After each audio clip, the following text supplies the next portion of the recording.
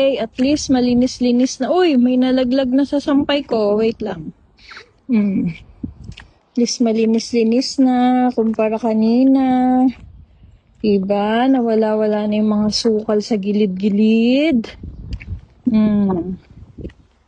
Di malinis na ang dadaanan ng sasakyan kasi maraming mga batong maliliit na mga sira-sira dito sa daan.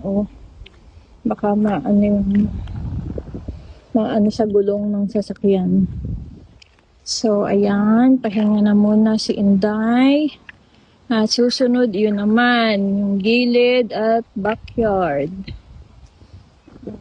Ito kami, malapit sa bundok, as usual, New Zealand, pabundok.